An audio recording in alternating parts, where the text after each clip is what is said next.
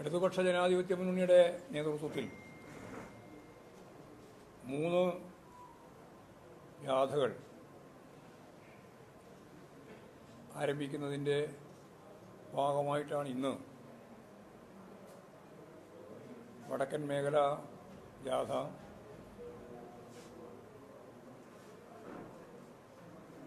കേരളത്തിൻ്റെ ബഹുമാന്യനായ മുഖ്യമന്ത്രി സഖാവ് പിണറായി വിജയൻ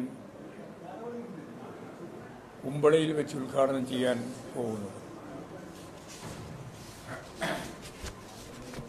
ഇന്ന് വൈകുന്നേരം കുമ്പളയിൽ വെച്ച് ഉദ്ഘാടനം ചെയ്ത് ഇന്ന് തന്നെ വൈകുന്നേരം കാസർഗോഡ് സമാപിക്കത്തക്ക രീതിയിലാണ് ഇന്നത്തെ പരിപാടി ആസൂത്രണം ചെയ്തിട്ടുള്ളത്. കേന്ദ്ര ഗവൺമെൻറ് കേരളത്തോട് എടുത്തുകൊണ്ടിരിക്കുന്ന നിലപാട് ഒരുതരം സാമ്പത്തിക ഉപരോധം പോലെ കേരളത്തെ തകർക്കുന്ന നിലയാണുള്ളത് എന്നെല്ലാവർക്കും അറിയാം. ഇന്നത്തെ റെയിൽവേ ഉൾപ്പെടെയുള്ള എല്ലാ മേഖലയിലും അവഗണന മാത്രം നൽകിയ കേന്ദ്ര ബജറ്റ് ധനകാര്യ വകുപ്പ് മന്ത്രി ഇന്ന് അവതരിപ്പിച്ചിരിക്കുകയാണ്. രാവിലെ നിരവധി ചാനലുകൾ വലിയ പ്രതീക്ഷകളാണ് ഇന്നത്തെ കേന്ദ്ര ബഡ്ജറ്റുമായിട്ട് ജനങ്ങളുടെ മുമ്പിൽ അവതരിപ്പിച്ചിരുന്നത്. യാതൊരു കാര്യവും കേരളവുമായിട്ട് ബന്ധപ്പെട്ട് ചെയ്യില്ല എന്ന വാശി, കേരളത്തോടുള്ള ഒരുതരം വെല്ലുവിളി, ഒരുതരം യുദ്ധപ്രഖ്യാപനം, അതാണ് കേന്ദ്ര ഗവൺമെൻറ്റിൻ്റെ ഭാഗമായിട്ട് ഇപ്പോഴും നമ്മൾ കണ്ടത്. ഇതൊരു പ്രധാനപ്പെട്ട വിഷയം തന്നെയാണ് കേരളത്തിൻ്റെ വളർച്ചയുടെയും വികാസത്തിൻ്റെയും ഇന്നത്തെ പ്രത്യേക ഘട്ടത്തിൽ. അത് സ്വാഭാവികമായിട്ടും ഈ വികസന മുന്നേറ്റ ജാഥയുടെ ഭാഗമായിട്ട് ഞങ്ങൾക്ക് പറയേണ്ടി വരും. മതനിരപേക്ഷ ഉള്ളടക്കം, അതിനെതിരായിട്ട് വരുന്ന മതധ്രുവീകരണത്തിൻ്റെ പ്രശ്നം, അതും ഈ ജാതിയുടെ ഭാഗമായിട്ട് ഞങ്ങൾക്ക് പറയേണ്ടി വരുന്ന കാര്യമാണ്. അതോടൊപ്പം കേരളത്തിൻ്റെ സമാനതകളില്ലാത്ത രീതിയിലുള്ള വളർച്ച, ലോകോത്തരമായ രീതിയിൽ ശ്രദ്ധിക്കപ്പെടുന്ന നിലപാടുകൾ, ആ വികസന നിലപാടുകളും ഈ ജാതിയുടെ ഭാഗമായിട്ട് പ്രധാനമായിട്ട് ഉന്നയിക്കണം എന്ന് തന്നെയാണ് LDF തീരുമാനിച്ചത്. ക്ഷേമ പദ്ധതികളും ജനങ്ങളെ ചേർത്ത് നിർത്തി നടത്തിക്കൊണ്ടിരിക്കുന്ന പ്രവർത്തനങ്ങളും കഴിഞ്ഞ ബഡ്ജറ്റിൽ അവതരിപ്പിച്ച സമീപനങ്ങൾ ഉൾപ്പെടെ ഈ ജാതിയുടെ ഭാഗമായിട്ട് ജനങ്ങളുടെ മുമ്പിൽ അവതരിപ്പിക്കാൻ കഴിയുന്നതാണ്. അതിദാരിദ്ര്യം അവസാനിപ്പിച്ച ലോകത്തിലെ ഏറ്റവും പ്രധാനപ്പെട്ട നാടായിട്ട് കേരളം മാറിയിരിക്കുകയാണ്. ഇനി ദാരിദ്ര്യം അവസാനിപ്പിക്കാനുള്ള ശ്രമങ്ങളും അതിൻ്റെ ഒപ്പം തന്നെ തുടങ്ങിയിരിക്കുന്നു. ഉന്നത വിദ്യാഭ്യാസം സൗജന്യമാക്കിയ ഇന്ത്യയിലെ ഏറ്റവും പ്രധാനപ്പെട്ട സംസ്ഥാനം കേരളമാണ്. ഇതേവരെ നമ്മൾ ആദ്യഘട്ടത്തിലൊക്കെ പ്രാഥമികം, പിന്നെ പൊതുവായിട്ട് 10ാം ക്ലാസ് വരെ, പിന്നെ പ്ലസ് 2 ഉൾപ്പെടെ, ഇപ്പോഴാദ്യമായിട്ടാണ് ഉന്നത വിദ്യാഭ്യാസ മേഖലയിൽ നമ്മൾ സൗജന്യ വിദ്യാഭ്യാസം പ്രഖ്യാപിച്ചത്. ഈ ബഡ്ജറ്റിലത് പ്രഖ്യാപിച്ചിരിക്കുകയാണ്. അതേപോലെ തന്നെ 62 ലക്ഷത്തോളം വരുന്ന ജനങ്ങൾക്ക് നൽകിക്കൊണ്ടിരിക്കുന്ന കരുതൽ എന്ന നിലയിലുള്ള ക്ഷേമ പെൻഷൻ, അതിൻ്റെ വർധനവ് 2000 ആക്കി വർദ്ധിപ്പിച്ചത്. സ്ത്രീ സുരക്ഷയുടെ ഭാഗമായിട്ടുള്ള ഏതാണ്ട് 31.39 ലക്ഷം സ്ത്രീകൾക്ക് 35 വയസ്സ് മുതൽ 60 വയസ്സ് വരെയുള്ളവർക്കുള്ള ആനുകൂല്യം. ചെറുപ്പക്കാർ പഠിച്ചുകൊണ്ടിരിക്കുന്നു. സ്വാഭാവികമായിട്ട് IT, polytechnic, engineering college, graduation, post graduation ഒക്കെ പൂർത്തിയാക്കുന്ന കുട്ടികൾക്ക്, ചെറുപ്പക്കാരികൾക്ക് ജോലി ലഭിക്കണമെങ്കിൽ ആധുനിക സമൂഹത്തിൻ്റെ ഭാഗമായിട്ടുള്ള പുതിയ കോഴ്സുകൾ സ്കില്ലുകൾ നേടിയേ പറ്റൂ. അതിൻ്റെ ഭാഗമായിട്ടാണ് കണക്റ്റിംഗ് ജോബിൻ്റെ ഭാഗമായി 1000 ഉറുപ്പിക അത്തരം ആളുകൾക്ക് 5 ലക്ഷത്തിൽ കുറവായ വരുമാനമുള്ള കുടുംബങ്ങൾക്കാകെ ബാധകമാകുന്ന രീതിയിൽ ഇപ്പോൾ നടപ്പിലാക്കാൻ തീരുമാനിച്ചു. ഇങ്ങനെ കേരളത്തിൻ്റെ സമഗ്ര മേഖലയിലും ഇടപെട്ടുകൊണ്ട് ഒരു നവകേരളം സൃഷ്ടിക്കുന്നതിന് വേണ്ടിയുള്ള പ്രവർത്തനത്തിൽ ഓരോരോ കാൽവെപ്പായി ഓരോ ബഡ്ജറ്റും ഈ 2 ടേമിലെ ഗവൺമെൻറ്റും ആകെ മുന്നേറിക്കൊണ്ടിരിക്കുന്നു എന്നുള്ളതാണ് സത്യം. അപ്പോൾ ആ അർത്ഥത്തിൽ ഒരു വികസിത കേരളത്തെ, നവകേരളത്തെ രൂപപ്പെടുത്താൻ വേണ്ടിയുള്ള പ്രവർത്തനമാണ് ഇടതുപക്ഷ ജനാധിപത്യ മുന്നണി ഗവൺമെൻറ് നടത്തിക്കൊണ്ടിരിക്കുന്നത്. എല്ലാ തരത്തിലുള്ള കള്ളപ്രചരണങ്ങളും ഇടതുപക്ഷ ഗവൺമെൻറ്റിനെതിരായിട്ട് പാർട്ടികൾ, ബൂർഷ്വാ പാർട്ടികൾ മാത്രമല്ല, മാധ്യമങ്ങളാണ് അതിൻ്റെ മുമ്പിലെ ഏറ്റവും പ്രധാനപ്പെട്ട കരുത്തായിട്ട് അവർക്ക് ഊർജ്ജം നൽകുന്നത്. എല്ലാ തരത്തിലുള്ള അപവാദ പ്രചരണങ്ങളെയും അതിജീവിച്ചുകൊണ്ട് ഇടതുപക്ഷ ജനാധിപത്യ മുന്നണിക്ക് വലിയ രീതിയിൽ ജനങ്ങളുടെ അനുഭവത്തിൻ്റെ വെളിച്ചത്തിൽ, അതാണ് കഴിഞ്ഞ പ്രാവശ്യം നമ്മൾ കണ്ടത്. കഴിഞ്ഞ പ്രാവശ്യവും ബൂർഷ്വാ രാഷ്ട്രീയ പാർട്ടികളും പ്രതിപക്ഷ പാർട്ടികളും എതിരായിരുന്നു. കേന്ദ്ര ഗവൺമെൻറ് ആണെങ്കിൽ അവരുടെ ഏജൻസികളെ മുഴുവൻ ഒരു 5-8 തരത്തിലുള്ള ഏജൻസികളെ കേരളത്തിൽ വിന്യസിപ്പിച്ചാണ് അപവാദ പ്രചരണം സംഘടിപ്പിക്കുന്നതിന് ഊക്കുകൂട്ടിയത്. മാധ്യമങ്ങൾ ഞാൻ നേരത്തെ പറഞ്ഞ പോലെ അതിശക്തിയായിട്ട് ഞങ്ങൾക്കെതിരായി അന്നും രംഗത്ത് വരികയുണ്ടായി. എല്ലാം ഉണ്ടായിട്ടും ആരും പ്രതീക്ഷിക്കാത്ത വിജയം കേരളത്തിൽ ചരിത്രത്തിലാദ്യമായി നമുക്ക് നേടാനായി. ഇനിയിപ്പോൾ 3ാമത്തെ ടേമിലേക്കുള്ള യാത്രയാണ്. തീർച്ചയായും ഈ പ്രചരണ പ്രവർത്തനങ്ങളെല്ലാം സമാപിച്ച് കേരളം വലിയ ഒരു രാഷ്ട്രീയ പോരാട്ടത്തിലേക്ക് നീങ്ങാൻ പോകുന്ന ഘട്ടമായിരിക്കും അത്. ഞാൻ നേരത്തെ പറഞ്ഞ നവകേരളത്തിലേക്ക് നയിക്കുന്നതിന് വേണ്ടിയുള്ള പ്രാപ്തി നമുക്ക് നേടാനാവും, കഴിയും എന്ന് തന്നെയാണ് ഞങ്ങൾ പ്രതീക്ഷിക്കുന്നത്. ഈ ജാഥ ആദ്യം ഉദ്ഘാടനം ചെയ്യുന്നു എന്നുള്ളതാണ്. മൂന്നാമതായിട്ട് 2 ജാഥ കൂടി ഇതിൻ്റെ ഒപ്പം സഞ്ചരിക്കാൻ തീരുമാനിച്ചിട്ടുണ്ട്. 3 ജാഥകളാണ് കേരളത്തിൽ ആകെ LDFിൻ്റെ ഭാഗമായിട്ട് നടക്കുന്നത്. ഇതിപ്പോൾ കാസർഗോഡ്, കണ്ണൂർ, വയനാട്, കോഴിക്കോട്, മലപ്പുറം, പാലക്കാട് ജില്ലകളിലാണ് ഈ ജാഥ സഞ്ചരിക്കുക. 12-ാം തീയതി ദേശീയാടിസ്ഥാനത്തിൽ തൊഴിലാളി വർഗവും മറ്റ് അധ്വാനിക്കുന്ന ജനവിഭാഗങ്ങളും നടത്തിക്കൊണ്ടിരിക്കുന്ന പോരാട്ട സമരത്തിൻ്റെ ഏറ്റവും പ്രധാനപ്പെട്ട ഒരു ദിനമാണ്. പണിമുടക്ക് ഉൾപ്പെടെ പ്രഖ്യാപിച്ച ദിനമാണ്. അന്ന് ഞങ്ങൾ അതിനോട് ഐക്യദാർഢ്യം പ്രകടിപ്പിച്ച് ജാഥാ പര്യടന പരിപാടി 12-ാം തീയതി നടത്താൻ ഉദ്ദേശിക്കുന്നില്ല. അപ്പോൾ 16-ാം തീയതിയാണ് ഈ ജാഥ സമാപിക്കുക.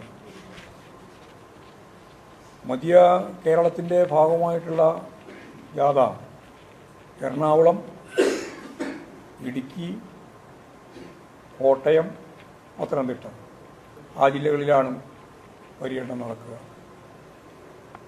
തീരദേശത്തോടുകൂടി വളരെ പ്രധാനപ്പെട്ട ഒരു ജാഥ തൃശ്ശൂരിൽ നിന്ന് ആരംഭിച്ച് ആലപ്പുഴ, കൊല്ലം, അതുപോലെ തിരുവനന്തപുരം ഈ 4 ജില്ലയിലാണ്. CPIയുടെ സംസ്ഥാന സെക്രട്ടറിയാണ് ബിനോയ് വിശ്വം സഖാവാണ് ആ ജാഥ നയിക്കുന്നത്. കേരള കോൺഗ്രസ് മാണിയുടെ സംസ്ഥാന നേതാവാണ്, ചെയർമാനാണ് ജോസ് കെ മാണി.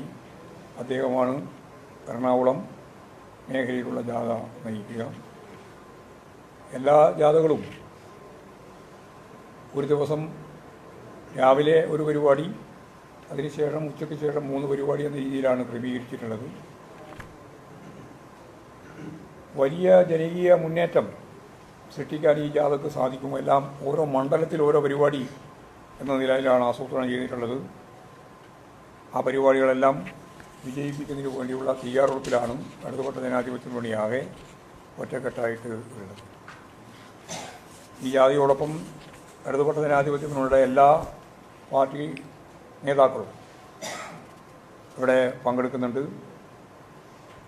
CPIയുടെ ദേശീയ സെക്രട്ടേറിയറ്റ് അംഗം സഖാവ് നമുക്കെല്ലാം അറിയുന്നത് പോലെ എം പി കൂടിയായ സന്തോഷ് കുമാറാണ് നമ്മുടെ മാനേജർ. ബാക്കി എല്ലാ നേതാക്കളും ഇവിടെ പങ്കെടുക്കുന്നുണ്ട്. ഓരോരാളായിട്ട് വെളിപ്പെടുത്തി ഞാൻ റെയിൽവേ അപകടനയെപ്പറ്റി ഞാൻ നേരത്തെ പറഞ്ഞു. റെയിൽവേ മാത്രമല്ല, ഒരു കാര്യവും കേരളത്തിന് അനുകൂലമായിട്ട് ഈ ബഡ്ജറ്റിൻ്റെ ഭാഗമായിട്ട് ഇല്ല. ഇപ്പോൾ യു ഡി എഫുകാർ പ്രതികരിച്ചത് കേന്ദ്രത്തിൻ്റെ നിലപാടിനെതിരാണ് എന്ന് പറഞ്ഞുകൊണ്ട് തന്നെ കേരളം ആവശ്യപ്പെട്ടിട്ടില്ല എന്ന പച്ച കളവ്. എന്ത് പറയുമ്പോഴും കളവ് പറയുക എന്നുള്ളതാണ് ഏറ്റവും പ്രധാനപ്പെട്ട വി സതീശൻ ഉൾപ്പെടെയുള്ളവരുടെ ഇപ്പോഴത്തെ സമീപനം. എയിംസ് ഉൾപ്പെടെ ഞാൻ അവരോടും പറയാൻ പോവാം. ഞാൻ പറഞ്ഞു പോകുന്നതെന്ന് പറഞ്ഞാൽ കേരളം പ്രധാനമായിട്ട് വേണം എന്നാവശ്യപ്പെട്ട 29 ഇന കാര്യങ്ങളുണ്ട്. ഇപ്പോൾ ഓരോന്നോരോന്നായിട്ട് ഞാനിവിടെ വിശദീകരിക്കുന്നില്ല. 29 കാര്യം ആവശ്യപ്പെട്ടിട്ടുണ്ട്. അതിലേറ്റവും പ്രധാനപ്പെട്ട പദ്ധതികളാണ് നമ്മൾ എയിംസ് ഉൾപ്പെടെയുള്ള കാര്യങ്ങൾ. എല്ലാ ബഡ്ജറ്റ് അവതരിപ്പിക്കുന്ന സന്ദർഭത്തിൽ എം പി കൂടിയാണല്ലോ ഇവിടെ നമ്മൾ മാനേജറായിട്ടുള്ളത്. എല്ലാ ഘട്ടത്തിലും നമ്മൾ പറഞ്ഞിട്ടുള്ളതാണ് ഈ എയിംസിൻ്റെ കാര്യം. അതിന് സ്ഥലം കണ്ടെത്തി ആ സ്ഥലത്ത് കൂടുതൽ സ്ഥലം വേണം, അതുപോലെ തന്നെ മറ്റ് സൗകര്യങ്ങൾ വേണം എന്ന് പറഞ്ഞതിനടുത്ത് തലപ്പെടുത്തി അതും ചെയ്യുന്നതിന് വേണ്ടി തയ്യാറായി. എല്ലാം കഴിഞ്ഞിട്ടും എയിംസ് അംഗീകരിക്കുന്നില്ല എന്നുള്ളതാണ് കേരളത്തോടുള്ള അവഗണനയുടെ ഏറ്റവും പ്രധാനപ്പെട്ട ഒരു കാര്യം. മറ്റൊരു പ്രധാനപ്പെട്ട പ്രശ്നം ഇവിടെ പ്രധാനപ്പെട്ട റെയിൽവേ വികസനവുമായിട്ട് ബന്ധപ്പെട്ട കാര്യമുണ്ട്. അതിവേഗ അല്ലെങ്കിൽ അർദ്ധവേഗ തീവണ്ടികൾക്ക് യാത്ര ചെയ്യാൻ സാധിക്കുന്ന പുതിയ റെയിൽ സംവിധാനം ഒന്നും തന്നെ നമുക്ക് അനുവദിച്ചിട്ടില്ല. നേരത്തെ റെയിലുമായിട്ട് ബന്ധപ്പെട്ട് ചർച്ച ചെയ്തതാണ്. കേന്ദ്ര ഗവൺമെൻറ് കൂടി അവരുടെ കൂടി പങ്കാളിത്തത്തോടുകൂടി നടത്താൻ വേണ്ടി നമ്മൾ തീരുമാനിച്ചതാണ്. അത് അവസാനം കേന്ദ്ര ഗവൺമെൻറ് സമ്മതിച്ചില്ല. അപ്പോഴാണ് കുറച്ച് ദിവസങ്ങൾക്ക് മുമ്പ് നിങ്ങൾക്ക് ഓർമ്മയുണ്ടാവും, കേന്ദ്ര ഗവൺമെൻറ് തന്നെ പിന്തുണയോടുകൂടി ഞാൻ തയ്യാറാക്കുന്ന പദ്ധതി എന്ന് പറഞ്ഞിട്ട് നമുക്കെല്ലാം പ്രിയപ്പെട്ട ശ്രീധരൻ, എല്ലാവർക്കും അറിയാലോ ശ്രീധരൻ്റെ, അദ്ദേഹം ഒരു പരിപാടി കേരളത്തിൻ്റെ മുമ്പിൽ കേന്ദ്രത്തിൻ്റെ ഭാഗമായിട്ടാണ്, കേന്ദ്ര ഗവൺമെൻറ്റിൻ്റെ പിന്തുണയോടുകൂടിയാണ് എന്ന് പറഞ്ഞിട്ട് അവതരിപ്പിച്ചു. പക്ഷേ ഇന്ന് ഇപ്പോൾ പ്രഖ്യാപിച്ചു വന്നപ്പോൾ അതുമില്ല. ശ്രീധരൻ തന്നെ അതിശക്തിയായിട്ടുള്ള നിരാശയാണ് ഇപ്പോൾ പറഞ്ഞിട്ടുള്ളത്. എന്നാൽ കേരളത്തിലെ ഗവൺമെൻറ് ഞങ്ങൾ പ്രധാനമായിട്ടും ഒരു പുതിയ പദ്ധതി ഇതിൻ്റെ ഭാഗമായിട്ട് അവതരിപ്പിച്ചിട്ടുണ്ട്. മന്ത്രിസഭ അംഗീകരിച്ചു, തത്വത്തിൽ അംഗീകരിച്ചു. കേന്ദ്ര ഗവൺമെൻറ്റുമായിട്ട് ചർച്ച ചെയ്യാമെന്ന് കേന്ദ്രമന്ത്രിയോട് സംസാരിച്ചപ്പോൾ സമ്മതിക്കുകയും ചെയ്തു. അത് ഈ റെയിലിൻ്റെ ഭാഗമായിട്ടല്ല, നമ്മളത് RRTC എന്ന രീതിയിലാണ് നമ്മൾ കാണുന്നത്. അത് റാപ്പിഡ് റെയിൽ ട്രാൻസ്പോർട്ട് സിസ്റ്റം എന്ന രീതിയിലാണ് അത് അവതരിപ്പിച്ചത്. അതായത് നഗരങ്ങളിൽ നിന്ന് നഗരങ്ങളിലേക്കുള്ള യാത്രക്ക് ആവശ്യമുള്ള ഒരു പദ്ധതി ഇപ്പോഴത് ഇന്ത്യയിൽ നടപ്പിലാക്കിയിട്ടുണ്ട്.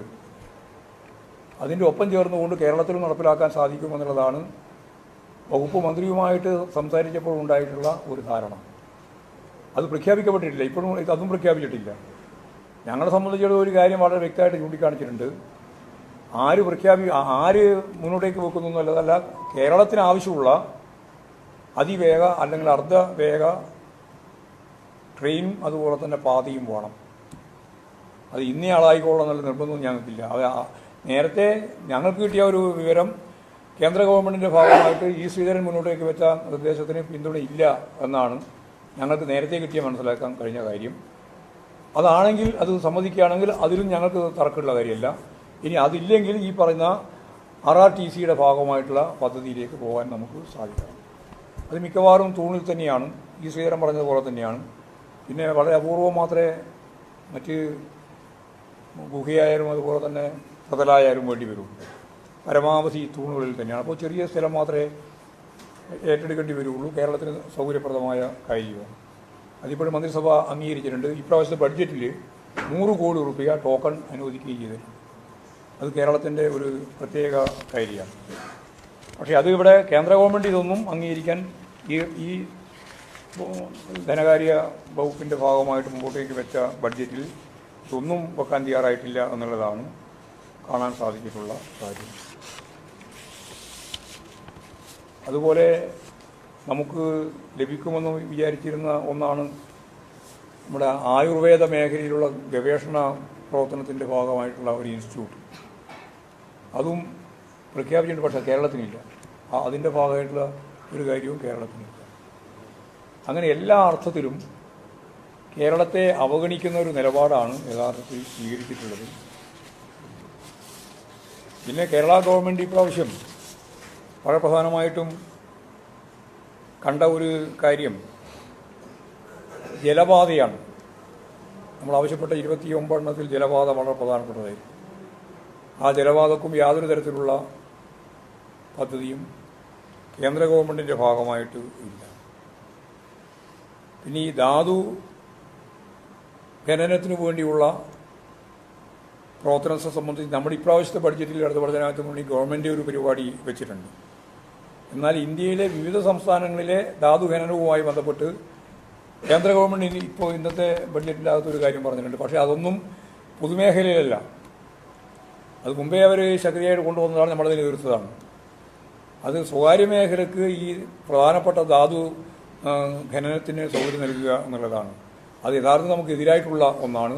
സംസ്ഥാന ഗവൺമെൻറ് നേരത്തെ ചൂണ്ടിക്കാണിക്കുകയും ബഡ്ജറ്റിൻ്റെ ഭാഗമായിട്ട് വെക്കുകയും ചെയ്തിട്ടുള്ളത് പൊതുമേഖലയുടെ ഭാഗമായിട്ടുള്ള കാര്യം എന്നുള്ള രീതിയിലാണ്, എന്ന അർത്ഥത്തിലാണ് നമ്മളിത് കാണുന്നത്.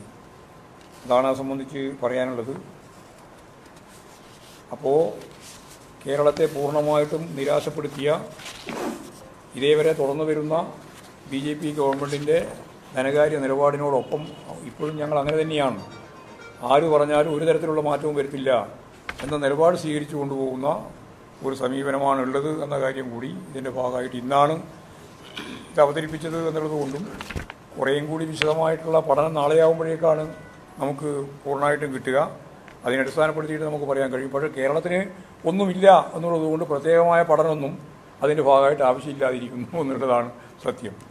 പിന്നെ ഈ മാധ്യമങ്ങളെല്ലാം പ്രതീക്ഷിക്കുന്നു എന്നുള്ളത് യഥാർത്ഥത്തിൽ മുൻകാല അനുഭവത്തിൻ്റെ വെളിച്ചത്തിൽ പ്രതീക്ഷിക്കാനില്ല.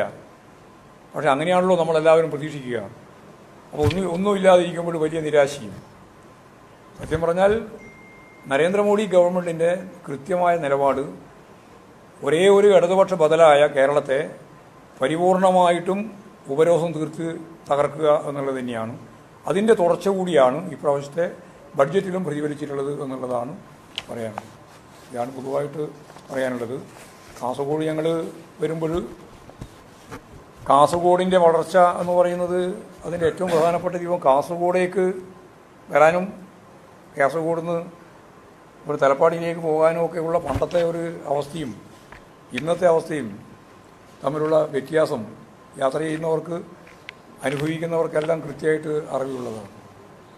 കേരളത്തിലെ നാഷണൽ ഹൈവേ 66 ആദ്യം പൂർത്തിയാക്കിയ ഏറ്റവും പ്രധാനപ്പെട്ട ഒരു ഭാഗം തലപ്പാടി മുതൽ ചെർക്കള വരെയുള്ള ഊരാളുങ്കൽ സൊസൈറ്റി തന്നെ നേതൃത്വം കൊടുത്തുകൊണ്ട് പണിത ആ റോഡാണ്.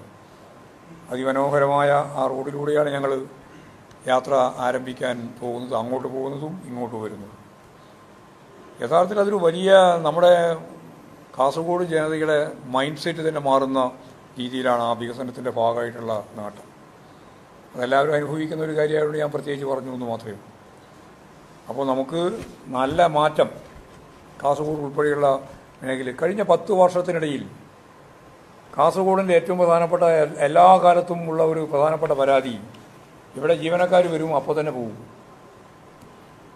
ഇപ്പോൾ അങ്ങനെയൊന്നും ആരും വരികയും പോവുകയും ചെയ്യാത്തത് 10 കൊല്ലമായല്ലോ.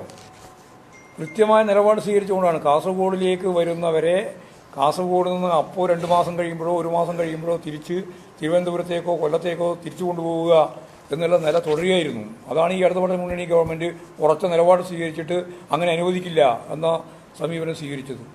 അതുകൊണ്ടാണ് ജീവനക്കാർക്കൊക്കെ ഇവിടെ കാസർഗോഡുള്ള ജീവനക്കാർക്ക് യഥാർത്ഥത്തിൽ നിൽക്കാൻ ഒരു ഫലപ്രദമായ ഒരവസ്ഥ വന്നത്. ഇല്ലെങ്കിൽ ഞാൻ നേരത്തെ പറഞ്ഞതാണ് സ്ഥിതി. ഇവിടെ ഓഫീസിലൊന്നും ആളുണ്ടാകുന്ന നിലയുണ്ടാവില്ല. മാറി ഭരണ സംവിധാനത്തിൽ നല്ല രീതിയിൽ മാറ്റം വന്നിട്ടുണ്ട്. അപ്പോൾ ഞാനതിൻ്റെ മറ്റ് വിശീലനത്തിലേക്കൊന്നും കടക്കാൻ ഉദ്ദേശിക്കുന്നില്ല. കേരളം ആകെ അതിശക്തിയായ രീതിയിൽ മുന്നേറുകയാണ്. ആ മുന്നേറ്റത്തിൽ കാസർഗോഡിനും നല്ല രീതിയിൽ മുന്നേറാൻ സാധിക്കുന്നു എന്നുള്ളത് തന്നെയാണ് നമ്മുടെ അനുഭവം. ഇതാണ് പൊതുവായിട്ട് പറയാനുള്ളത്.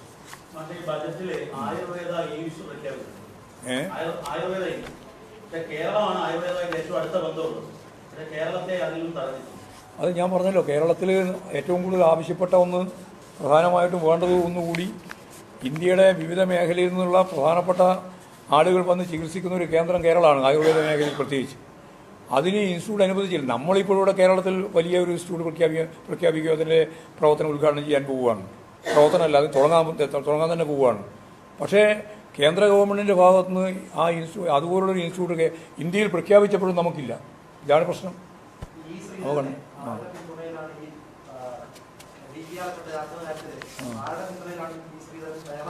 ബി ജെ പി ആയിരിക്കുമല്ലോ അദ്ദേഹം, അങ്ങനെയല്ലേ പറഞ്ഞത്. ഗവൺമെന്റിന്റെ തന്നെ പിന്തുണയുണ്ടെന്നാണല്ലോ അന്ന് പറഞ്ഞത്.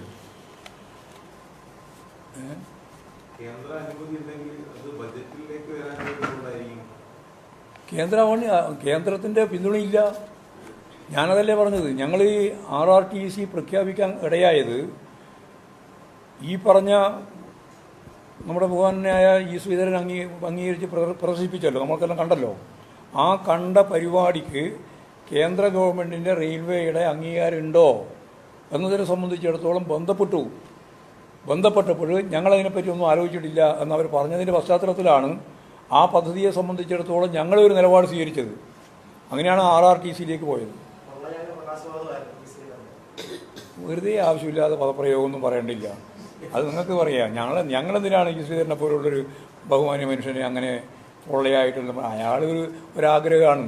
അദ്ദേഹത്തിന് എങ്ങനെയെങ്കിലും ഒരു അതിവേഗ റെയിൽ കേരളത്തിന് പോകണം എന്നുണ്ട്. അതിപ്പോൾ കിട്ടാതിരിക്കുമ്പോൾ അയാൾക്ക് നിരാശയുമുണ്ട്. നമുക്കെല്ലാം ഉള്ള നിരാശ പോലെ അദ്ദേഹവും നിരാശപ്പെടുകയാണ്. ഇതാ നമ്മുടെ മുമ്പിലുള്ള സ്ഥിതി.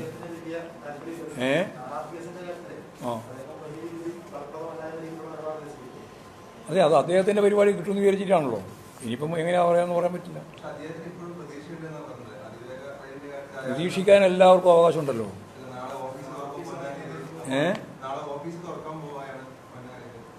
ഓഫീസ് പൈസ തുറന്നുകൂടാതെ കേന്ദ്ര ഗവൺമെന്റിന്റെ സ്കീമിന്റെ ഭാഗമാകാതെ ആർക്ക് വേണമെങ്കിലും ഇപ്പോൾ ഒരു ഓഫീസ് തുറക്കാലോ. അതുകൊണ്ട് കാര്യമില്ലല്ലോ.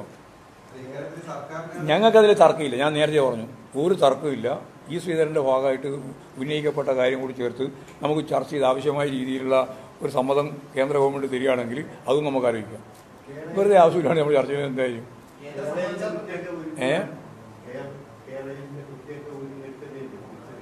കേരളയിലെ അല്ല, അതെല്ലാം നമ്മൾ കോൺഗ്രസ്സുകാരനെ ഊരിയല്ലോ. മിക്കവാറും ഊരിക്കൊണ്ടുപോയി. അന്ന് പ്രധാനപ്പെട്ട ഊരൽക്കാരായി കെ സുധാകരൻ ഉൾപ്പെടെയുള്ളവരെല്ലാം ഊരിയിട്ടില്ലേ. പിന്നെ അതിനെന്തിനാ ഇങ്ങനെ വിഷമിക്കുന്ന കാര്യം?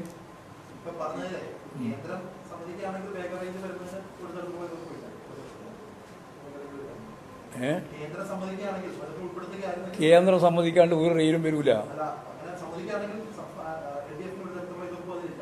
എതിര് ഞാനതാ പറഞ്ഞേ, പേരിൻ്റെ കാര്യത്തിലോ ആരാണ് മുൻകൈ എടുക്കുന്ന കാര്യത്തിലോ ഞങ്ങൾക്ക് യാതൊരു തർക്കമില്ല. നമുക്ക് കേരളത്തിന് ആവശ്യമുള്ളത്, നിങ്ങൾക്ക് തർക്കമുണ്ടോ? കേരളത്തിന് ആവശ്യമുള്ളത് എന്താ? അതിവേഗമോ അല്ല അർദ്ധ വേഗതയിലോ ഉള്ള ഒരു 3-4 മണിക്കൂർ കൊണ്ട് കാസർഗോഡ് നിന്ന് തിരുവനന്തപുരത്തേക്കും അങ്ങോട്ടും ഇങ്ങോട്ടും പോകാൻ കഴിയുന്ന ഒരു റെയിൽ പാത വേണം എന്നതാണ്. ആ റെയിൽ പാത കേന്ദ്ര ഗവൺമെൻറ്റിൻ്റെ പിന്തുണയില്ലെങ്കിൽ നടത്താൻ പറ്റില്ല. പിന്നെ കേന്ദ്രത്തിലേക്ക് നമ്മളും കൂടി വരണം. ഞാൻ പറഞ്ഞ മനസ്സിലായോ?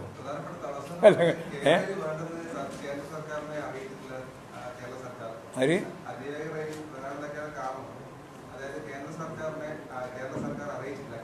VD സതീശൻ്റെ പ്രേതാണല്ലോ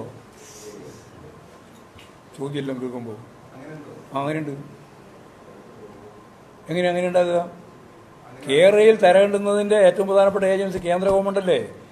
ഞങ്ങൾ കേന്ദ്ര ഗവൺമെൻറ്റിൻ്റെ ഭാഗമായിട്ട് റെയിൽവേയുമായിട്ട് ചേർന്ന് സംയുക്ത സംരംഭമല്ലേ കേരളയിൽ. അങ്ങനെയാണല്ലോ തീരുമാനിച്ചത്. അതിനടിസ്ഥാനപ്പെടുത്തിയില്ലേ ആ പരിപാടി തന്നെ ആസൂത്രണം ചെയ്തത്. അതിനടിസ്ഥാനപ്പെടുത്തിയില്ലേ DPR തയ്യാറാക്കിയത്. ആ DPRലെ കേന്ദ്ര ഗവൺമെൻറ്റിന് കൊടുത്തത് റെയിൽവേക്ക്. അവർ പരിശോധിച്ചിട്ടല്ലേ അതിൻ്റെ ആവശ്യമായ ഒരുപാട് കാര്യങ്ങൾ പറഞ്ഞത്.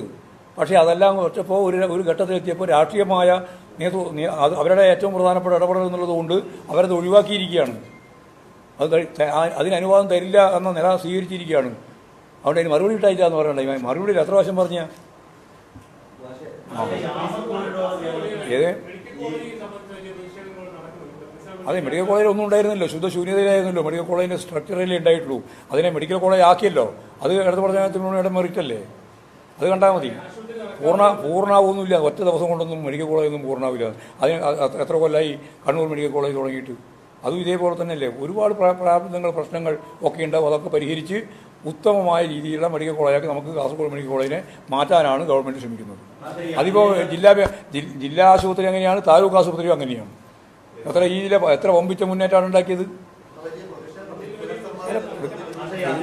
അതിപ്പോൾ ഏറ്റവും നന്നായിട്ട് നടക്കുന്ന മെഡിക്കൽ കോളേജുകളുടെ പട്ടികകളിലാണ് തിരുവനന്തപുരം വരിക. ആ തിരുവനന്തപുരത്ത് ഏതെങ്കിലും ഒറ്റപ്പെട്ട സംഭവം വെച്ചുകൊണ്ട് അവിടെയും പ്രശ്നങ്ങളുണ്ടാവും. അത് ഉണ്ടാക്കാൻ വേണ്ടി ചില ആൾ ശ്രമിക്കുന്നുണ്ട്.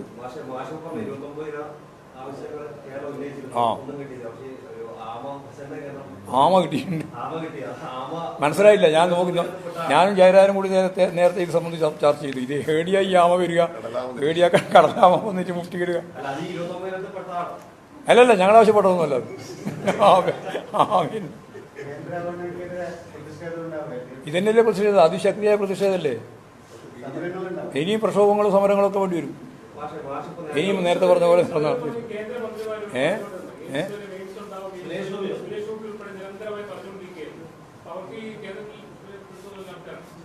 സുരേഷ് ഗോപിക്കില്ലേ പിടുത്തം? സുരേഷ് ഗോപിക്ക് തന്നെ എയിംസ് ഇല്ല. എന്തെങ്കിലും ഒരു എയിംസ് വേണ്ടേ? എയിം വേണ്ടേ? എയിംസിന് വേണമെങ്കിൽ ഒരു എയിം വേണ്ടേ? സുരേഷ് ഗോപിക്ക് തന്നെ എയിമില്ല. പിന്നെന്താ?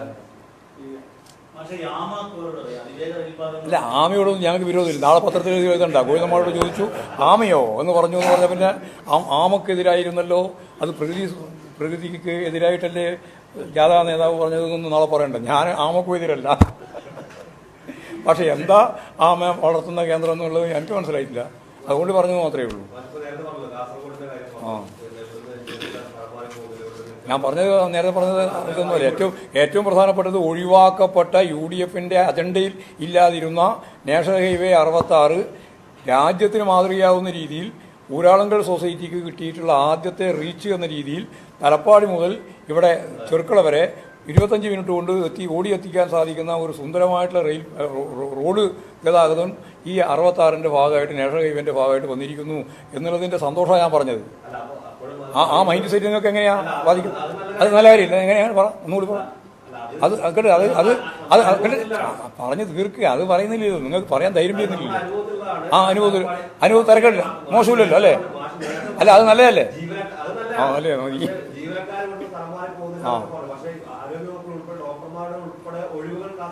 അല്ല, അതിപ്പോ എല്ലാവരും ഒഴിവുണ്ട്. ഇവിടെ കാസർഗോഡ് മാത്രമല്ല. ആയിക്കോട്ടെ, പണ്ടത്തെ പോലെ ഇല്ല. പണ്ടത്തെ പോലെ ഇപ്പോഴില്ല. അതിന് വലിയ തർക്കവും പ്രശ്നവും ഒക്കെ ഞങ്ങളൊക്കെ കണ്ടതാണ്. കാസർഗോഡ് വരിക, അപ്പം തന്നെ അങ്ങോട്ട് പോവുക. ആ അവസ്ഥ ഇപ്പൊ പോയി. വീടുണ്ടാക്കാൻ കഴിയാത്തവർക്ക് എങ്ങനെയാ റെയിൽവേ ഉണ്ടാക്കാൻ കഴിയുക? AKG സെന്ററിൽ നിന്നാണോ ഇതിന് പണം കൊണ്ടുവരിക? മറുപടി അർഹിക്കുന്നില്ല കേട്ടോ. ഒരു ഗൗരവമുള്ള രാഷ്ട്രീയ പാർട്ടിയുടെ നേതാവ് ചോദിക്കുന്ന ചോദ്യമായിട്ട് ഞാനത് കാണുന്നില്ല. അങ്ങനെയുള്ള ചോദ്യം ചോദിക്കുന്നതിന് മറുപടിയുമില്ല. AKG സെന്ററിൽ നിന്നാണോ കൊണ്ടുവരേണ്ടത്? അതല്ലേ ചോദിച്ചെന്ന് പറഞ്ഞത്.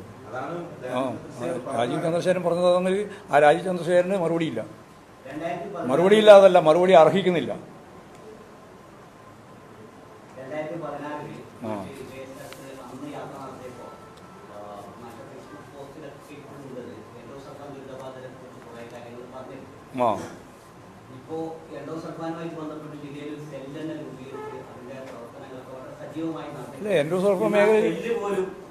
എൻഡോസൾഫാൻ മേഖലയിൽ നല്ല രീതിയിലുള്ള ഗവൺമെന്റ് ഇടപെടലാണല്ലോ കേരളം ഇവിടെ നടത്തിക്കൊണ്ടിരിക്കുന്നത്. അതുകൊണ്ടാണല്ലോ നിങ്ങൾ ഉദ്ദേശിക്കുന്ന വലിയ രീതിയിലുള്ള പ്രശ്നവും തർക്കവും സമരവും അങ്ങ് സെക്രട്ടേറിയറ്റിലും ഒക്കെ നടന്നുകൊണ്ടിരുന്നില്ലേ അന്ന്. അതെല്ലാം മാറിയല്ലോ. നല്ല രീതിയിൽ സെല്ലൊക്കെ ഉണ്ട്. സെല്ലെല്ലാം സജീവപ്പെടുത്തുക എന്നുള്ളത് ശരി നമുക്ക് ആലോചിക്കാം. പക്ഷേ എൻഡോസൾഫാൻ മേഖലയിലുള്ള ദുരിതബാധിതർക്ക് അന്ന് തന്നെ നമ്മൾ ചെയ്തിട്ടുള്ള ഒരുപാട് കാര്യങ്ങളിൽ ഒന്ന്, അന്ന് ഒഴിവാക്കപ്പെട്ടവരുൾപ്പെടെയുള്ളവരെ നമ്മൾ കൂട്ടിച്ചേർത്തു. അവർക്ക് ആനുകൂല്യം കൊടുത്തുകൊണ്ടിരിക്കുന്നത് തുടരാൻ തീരുമാനിച്ചു. അതിൻ്റെ എല്ലാ കാര്യങ്ങളും തുടർന്ന് മുമ്പോട്ടേക്ക് പോകുന്നുണ്ട്. ഇടതുപക്ഷ ജനാധിപത്യ മുന്നണിയുടെ ഈ കഴിഞ്ഞ 10 കൊല്ലക്കാലത്തിനിടയിലും നല്ല രീതിയിലാണ് എൻഡോസൾഫാൻ ബാധിതരെ പരിഗണിച്ചത്. ആ പരിഗണന ഉള്ളതുകൊണ്ടാണ് നിങ്ങൾക്ക് വലിയ കുഴപ്പമില്ല സെല്ല് കൂടാന്ന്. അതുകൊണ്ട് ആയിക്കോട്ടെ, അത് നമുക്ക് ചെയ്യാം. വർഷങ്ങളായിട്ടൊന്നുമില്ല, ഞാനിപ്പം നിരന്തരം ചേർന്നുകൊണ്ടിരുന്നു, എന്നിട്ടാണ് എല്ലാം ഇടപെട്ടുകൊണ്ടിരുന്നത്.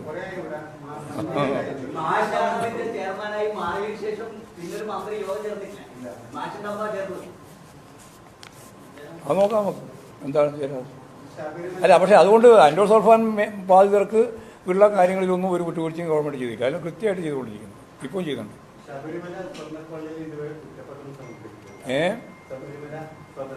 ആ കുറ്റ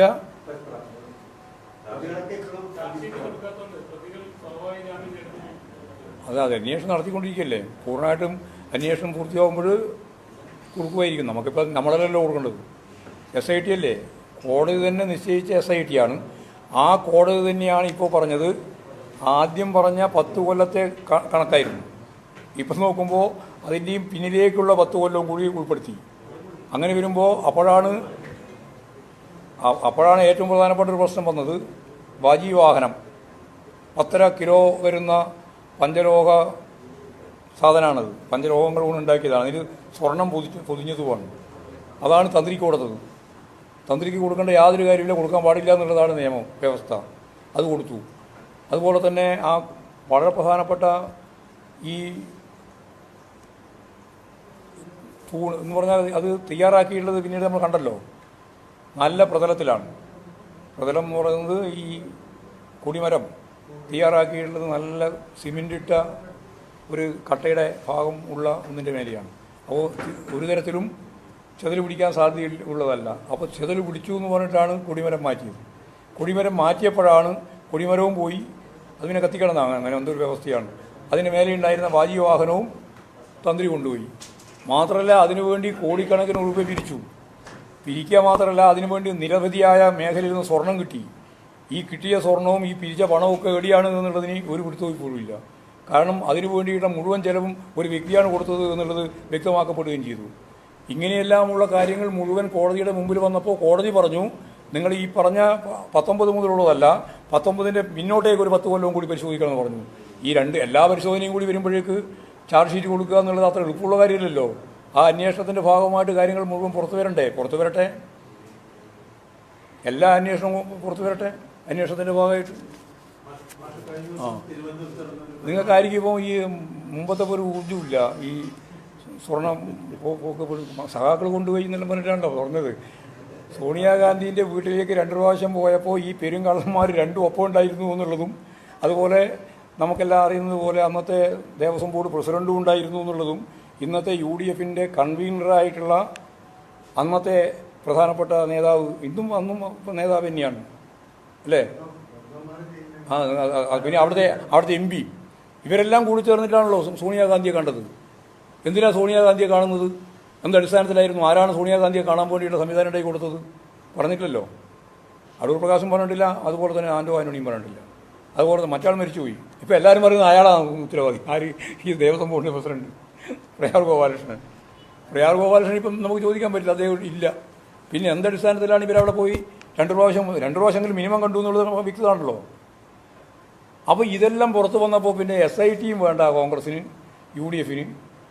പിന്നെ ഏറ്റവും പ്രധാനപ്പെട്ട പ്രതി ആരാണ് എന്നിപ്പോൾ പുറത്തു വന്നു. അത് ഉണ്ണികൃഷ്ണൻ പോറ്റി മാത്രമല്ല, ഉണ്ണികൃഷ്ണൻ പോറ്റിൻ്റെയും പോറ്റിയുണ്ട്. അതാരാന്ന് മനസ്സിലായില്ലേ നിങ്ങൾക്കെല്ലാവരും? ആരാ? തന്ത്രി. ഞാൻ പറഞ്ഞത് പറയണ്ടാച്ചിട്ടാണ്. നിങ്ങൾ പറഞ്ഞാൽ എനിക്ക് പറയുന്നതിൽ കുഴപ്പമില്ല. തന്ത്രിയാണ്. ആ തന്ത്രിയുടെ വീട്ടിലേക്കുള്ള ജാതിയായിരുന്നല്ലോ BJPക്കാരുടെ പിടിച്ചപ്പോൾ.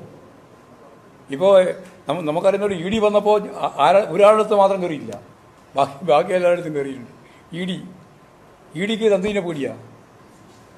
അപ്പോൾ കോൺഗ്രസ്സുകാർക്കും BJPക്കാർക്കും ഇപ്പോൾ പഴയ ഊർജ്ജമില്ല, നിങ്ങൾക്കുമില്ല. മാധ്യമങ്ങൾക്ക് അല്ലെങ്കിൽ ആദ്യത്തെ പറഞ്ഞത് അതാണ്. പാരടി പാട്ടും സഖാക്കൾ കയറ്റി. ആരാ കയറ്റിയെന്ന് മനസ്സിലായല്ലോ. പോറ്റിയെ കയറ്റിയത് CPM അല്ല, ഇടതുപക്ഷമല്ല, ഇടതുപക്ഷ ജനാധിപത്യ മുന്നണിയല്ല. അതിന് മുമ്പേ കയറ്റിയിട്ടുണ്ട്. KC വേണുഗോപാലിൻ്റെ കാലത്താണ് കയറിയതെന്ന് ഇപ്പോൾ ഉറപ്പായിട്ടുണ്ട്. അപ്പോൾ അതെല്ലാം കൂടി വന്നപ്പോൾ നിങ്ങൾക്ക് ആർക്കും പിന്നെ വേറെ അധികം പറയേണ്ട കാര്യമില്ല. കാരണം തെളിഞ്ഞു കിട്ടിയിട്ടുണ്ട് സംഭവം. ആ പത്മകുമാരൻ്റെ നടപടി അത് ഞങ്ങൾ എടുക്കേണ്ട കാര്യമില്ലേ, പാർട്ടി എടുക്കണ്ടില്ലേ? അത് ഞങ്ങൾ എടുത്തോളാം, നിങ്ങൾ ഭയപ്പെടണ്ട. അത് വന്നാൽ എടുക്കും. ചാർജ് ഷീറ്റ് വരുമ്പോൾ അപ്പോൾ എടുക്കും. അങ്ങനെ നമ്മൾ ആദ്യം പറഞ്ഞത്, ഇപ്പോൾ അതിനെ പറഞ്ഞു. ഞങ്ങളൊന്നും മാറ്റി പറഞ്ഞിട്ടില്ല, അന്ന് പറഞ്ഞത് തന്നെ ഇപ്പോൾ പറയുന്നു. പക്ഷെ കഴിഞ്ഞ ദിവസം മാഷ് പറഞ്ഞത് ഈ പയ്യന്നൂരിലെ സി രക്തസാക്ഷി ഫണ്ട് വിവാദവുമായി ബന്ധപ്പെട്ട് ആ രക്തസാക്ഷി ഫണ്ടിന്റെ മുഴുവൻ കണക്കും പൊതുജനങ്ങൾക്ക് മുന്നിൽ അവതരിപ്പിക്കാൻ തയ്യാറാണ്. ആദ്യഘട്ടത്തിൽ പക്ഷെ പാർട്ടി നേതാക്കൾ പറഞ്ഞത് രക്തസാക്ഷി ഫണ്ട് ഉൾപ്പെടെയുള്ള ഫണ്ടിന്റെ കണക്ക് അവതരിപ്പിക്കേണ്ടത് പാർട്ടിക്കുള്ളിൽ മാത്രമാണ്, വിശദീകരിക്കേണ്ടതും പാർട്ടിക്കുള്ളിൽ മാത്രമാണ്.